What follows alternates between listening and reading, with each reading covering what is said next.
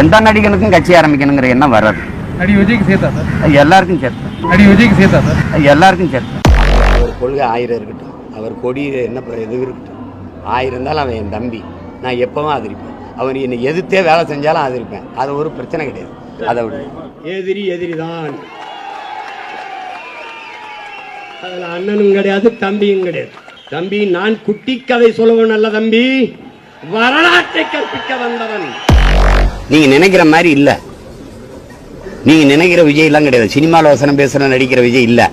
வரும்போது பாருங்க, சினிமாவில் பஞ்சு டைலாக்ல தம்பி, இது நெஞ்சு டைலாக், இது நெஞ்சு நெஞ்சு நெஞ்சு டைலாக். விஜயகாந்தை முதலமைச்சராக ஒரு கூட்டணி ஓடுகிட்டு லூசு பயலுக. அந்த கூட்டணிக்குள்ள இருக்கிற நல்ல கண்ணுக்கு கால் கட்ட மயிர் அளவுக்கு பெறுவானடா விஜயகாந்த், காலு கட்ட மயிர் அளவு. விஜயகாந்த்ங்கிற மாதிரி நடிக்கிறதுக்கு நிறைய நடிகர்கள் வந்துட்டாங்க. அவரை மாதிரி மனுஷன் வர்றது கடினம்.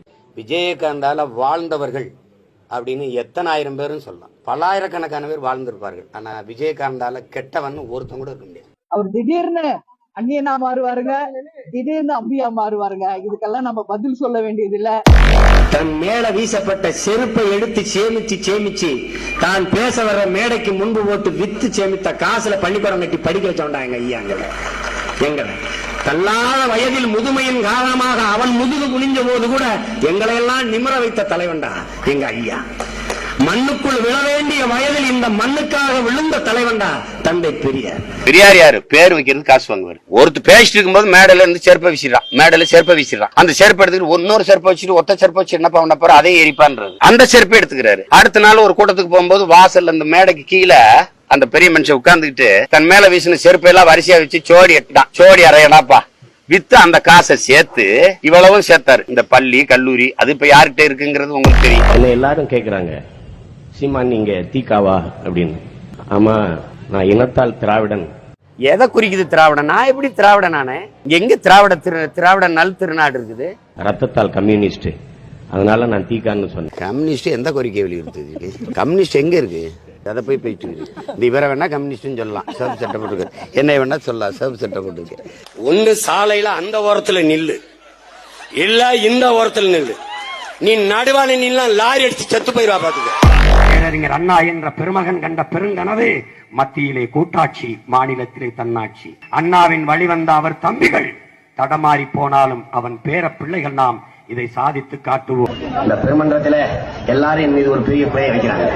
காங்கிரஸை கடுமையா விமர்சிக்கிறா, எல்லாரையும் விமர்சிச்சு பேசுறா. ஆனா தலைவர் கலைஞரை மட்டும் எதிர்த்து பேச மாட்டேன். பேச மாட்டேன். திமுக என்னுடைய குடும்பம், நான் பேச மாட்டேன். அவர் கற்றுத்தந்த தமிழ், அவர் ஊட்டிய உணர்வு உங்கள் முன்னால் என்னை இருத்தி இருக்கிறது. ஒருபோதும் அவருக்கு எதிராக நான் பேச மாட்டேன். நாங்க எப்பேற்பட்ட ஆளுநருடைய பிள்ளைகள் தான் இந்த பிச்சைக்கார பிள்ளை, இந்த அண்ணா துறை, கருணாநிதி, எம்ஜிஆர், ஜெயலலிதா பார்த்து வந்தவர்கள் அப்படி வந்தாங்க. இங்கே இலங்கையில் என்ன நடைபெற்றுக் கொண்டிருக்கிறது என்றால், இலங்கை தமிழர்களை பாதுகாப்பான இடத்திற்கு செல்ல விடாமல் விடுதலை புலிகள் அவர்களை பிடித்து வைத்துக் கொண்டு வலுக்கட்டாயமாக ராணுவத்திற்கு முன்னால் அவர்களை ஒரு கேடயமாக பயன்படுத்திக் கொண்டிருக்கிறார்கள். இங்கே இலை மலர்ந்தால் அங்கே இன்று வரை ஈழ படுகொலையை பற்றி அந்த மக்களுக்கு தமிழீழ மலர்வதற்கு ஒரு பொது வாக்கெடுப்பு நடத்துவதற்கு நான் தீர்மானம் போட்டிருக்கிறேன், அதை வலியுறுத்துவேன் என்று சொல்லுகிற ஒரே தலைவர் அம்மையார் ஜெயலலிதா அவர்கள் மட்டும்தான் என்பதை நீங்கள் கவனிக்க. திராவிட சுடுகாட்டுல 3 பேர் படுத்திருக்காங்க, ஒரு பொம்பளையும் படுத்திருக்கு. அந்த இடத்துல ஒரு ஆள் படுத்திருக்கு, அம்மையார் ஜெயலலிதா. சச்சிதானந்தமோ ஐயா அண்ணன் காசியானந்தன் போன்றவர்களும் போய் ஐயா ராஜீவ் பார்க்கும்போது கடந்த காலத்துல நான் தவறு பண்ணிட்டேன், அதாவது ஐபிகே அனுப்பி உறுதியா நான் வென்று வந்துருவேன், மறுபடியும் பிரதமரா நான் பிரபாகரனுக்கு நான் நிச்சயம் உதவுவேன், தொடர்ச்சியா சண்டையிட்டு கொண்டு இருக்க சொல்லுங்க, நான் நிச்சயம் உதவுவேன்னு சொல்றாரு. அதுக்கப்புறம் 2 மாசத்துல கொல்லப்படுறாரு. அப்படின்னா ஒரு விடுதலை நேர்ச்சி நிற்கிற ஒரு தலைவன், ஒரு மிகப்பெரிய இந்திய பெருநாட்டை நேர்ச்சி நிற்கிற தலைவன், ஒரு வல்லாதிக்கத்தின் தலைவரை, அதுவும் தனக்கு உதவுறேன்னு சொல்ல தலைவரை கொல்லுவார்.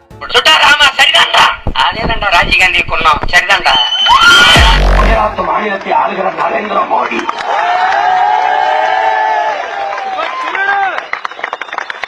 இலவசத்தை ஒழித்து தன் நாட்டு மக்களை பிச்சைக்காரர் நிலையில் இருந்து மீட்டெடுத்து இலவசத்தை ஒழித்து 1 லட்சம் கோடி கடனாக இருந்த மாநிலத்தை முதலமைச்சரான பிறகு 1 லட்சம் கோடி கடனையும் அடைத்து அந்நிய வங்கிகளில் 1 லட்சம் கோடி தன் மாநிலத்தில் முதலீடு செய்கிற அளவுக்கு வளர்த்து அன்பு மக்களே, இந்தியாவில் முதன்மை மாநிலமாக உலகத்தில் 2வது மாநிலமாக மாற்றி நிறுத்தியிருக்கிறாரே. 10 வருஷம் நாட்டை பரதேசி நாடாக்கிட்டு வளருது நான் இந்த பக்கம் திரும்பி பார்த்தேன், இந்த பக்கம் திரும்பி பார்த்தேன், இப்படி திரும்பி பார்த்தேன், இப்படி பார்த்தேன். வளரும் நாடு பட்டியலே என் நாட்டு பேர் இல்லை. அவர் புதிய இந்தியாவை பிரசவிக்கிற தருணம் வந்து விட்டது. ஏன் 10 வருஷம் அப்படியே நம்ம தாய் 10 மாசம் சுமந்த மாதிரி புதிய இந்தியாவை 10 வருஷம் வயிற்றுல சுமந்து இருந்துக்க அப்படி மோடி. இப்போதான் இனிமேல் டெலிவரி ஆக போகுது பாரு. பாராளுமன்ற கட்டடத்து வாசல்ல தான் பிரசவம். புதிய இந்தியா அது பிறக்கும் போதே கேள்றா அம்மா அப்பாலாம் அழாது. ஜெய் ஸ்ரீராம் பாதமாக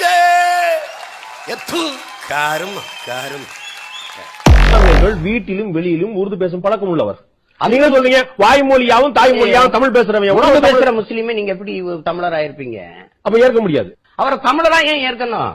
ஒண்ணு அவரை தமிழரா நான் ஏற்ற, நான் பைத்தியக்காரனா இருக்கணும்.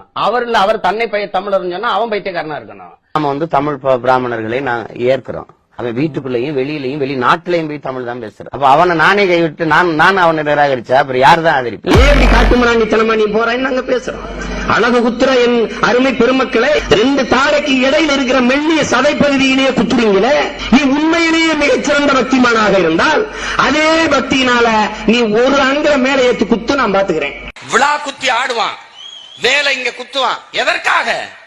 பழக்கிறான், தமிழனை பறக்கிறான், விழா காலங்களில் பழக்கிறான். டேய் வேலை குத்துனா இவ்வளவுதான்டா வலிக்கும், வாழை குத்துனா இவ்வளவுதான்டா வலிக்கும், போர் என்றவன அவ்வளவுதான் வலிக்கும், எடியா கம்ப எடுத்துட்டு கிளம்பிடுறான். ஆயுதத்தை வச்சிருக்காங்க, அவ்வளவு பேரையும் பிடிச்சி அரசு பண்ணி உள்ள ஒண்ணும் சாமி எல்லாம் அரசு பண்ணி பொண்ணும் இல்ல. நீங்க யாரா வச்சிருக்கிறீங்க வேலாயுதம் சூலாயுதம் அகில உலகத்தையும் காத்து இருக்கிற லோக மாதாங்கிறாங்களே. கையில ஒரு வேலை கொடுத்து இது பெரிய சக்தி வேல், இது ரொம்ப பலம் வாய்ந்தது, இதை வச்சு அவனை அழித்து வாடான்னு சொன்னது யாரு? முதல்ல என் முப்பாக்கன் முருகனின் வேல், ராவண பெரும்பாக்கனின் வைக்கிற இடையர் குல பெண்கள் எல்லாம் ஒரு குளத்துல குளிச்சுக்கிட்டு இருந்தாங்க. இந்த பொறிக்கு நாய் ஓடி போய் அந்த பிள்ளையை கழட்டி வச்சிருந்த துணிமணிகளாம் எடுத்துக்கிட்டு மரத்துல உட்காந்துங்க. இந்த பிள்ளைய உடைய கலாண்டு போயிட்டான கிருஷ்ணா குடுத்துருன்ட்டு மார்பகங்களை இப்படி மறைச்சுக்கிட்டு இப்படி பக்கவாட்டிலேயே நடந்து போகுது அந்த பிள்ளைய. அவன் சொல்றான் பாருங்க, எவ்வளவு கண்ணியமிக்க கடவுள், 2 கையும் நீங்க ஏந்தி கேட்டாத்தான் தருவேங்க. உண்மையிலேயே நல்ல மான ரோசம் உள்ள தாய்மார்களா இருந்தா நாளையில இருந்து நீங்க கிருஷ்ணனுக்கோ கண்ணனுக்கோ கோயிலுக்கு கூப்பிடுங்க. உண்மையிலேயே அவனெல்லாம் ஈவ்டீசிங்ல உள்ளதுக்கு போட்டு செருப்பு கட்டி அடிக்கணும். நாய இவ்வளவு சேட்டை செஞ்சிருக்கான் அந்த பொறிக்கு நாய், இவனை கடவுள்னு கும்பிடுன்ற. நான் கிருஷ்ண பரமாத்மாவுடைய பேரன். அவன் சொல்லல ஆபத்து வர இடத்துல எல்லாம் நான் அவதாரம் எடுப்பேன். அது மாதிரி இது ஒரு அவதாரம். அநீதி அக்கிரம இடத்துல நான் மாயோனுடைய வாரிசு. நான் எங்கு உன் தாய்மொழி நிராகரிக்கப்படுகிறதோ அங்கு உன் குரல் வழி நெரிக்கப்படுகிறது.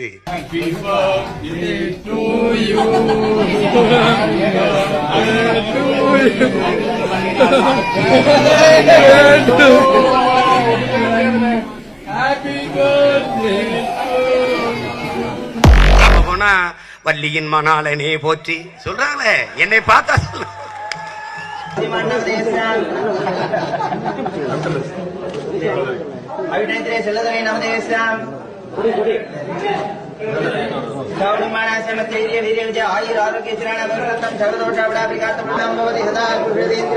நான் கடிதம் கொடுத்தால் பிரான்ஸ் குடியுரிமை கொடுக்குதுங்க. நான் கடிதம் கொடுத்தா டென்மார்க், பிரான்ஸ், சுவிஸ் குடியுரிமை கொடுக்குது. இல்லைங்க எங்க கிட்ட இருந்து சிறையில கைது பண்ணி வைக்கிறாங்க. அப்புறம் விசா வேணும், குடியுரிமை வேணும்னா கையெழுத்து போட்டு இந்த மாதிரி என்னோட பணியாற்றினா நாங்க ஒரு அரசியல் இயக்கம்னா ஓகே கொடுத்துட்டு என்ன மலேசியா கூட்டு போயிட்டாங்க. அந்த பட்டர் கேஸ் முருகன் கிட்ட வேண்டிக்கிட்டேன், இவரை கூப்பிட்டு கோயிலுக்கு கூப்பிட்டு வரேன்னு. எப்ப கூட்டு போக போறீங்க? எப்ப வேணாலும் வரேன், நீ இந்த கடவுள் சீட்டை மட்டும் வாங்கி கொடுத்துரு. பாஸ்போர்ட் அவன் தர போறதும் இல்ல, நீ என்னை கூட்டி போறதும் இல்ல. அந்த மாதிரி இந்த மாதிரி மொல்ல மாதிரி சொன்னானா, இந்த மாதிரி அந்த மாதிரி கேப் மாதிரி சொன்னானா. நான் என் மையனை பள்ளிக்கூடத்துக்கு சேர்க்கல.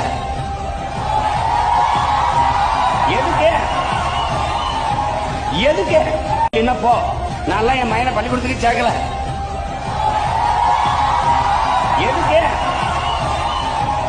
எதுக்கு தம்பிக்கு நீங்க முதல்ல பரிந்துரைக்கிற ஒரு புத்தகம்னா இது படிப்பா? எதை படிக்கிறோம் இல்ல இந்த புத்தகத்தை படிப்பா? அவனுக்கு இப்ப பாடம் தான் முதல் பாடம். அதுக்கப்புறம் அவன் படிப்பான். அவனுக்கே தோணும். ஒரு காலம் வரும் இங்கிலீஷ் படிச்சவெல்லாம் தனி தீவுல ஒண்டி விட்டு வந்துருவேன்.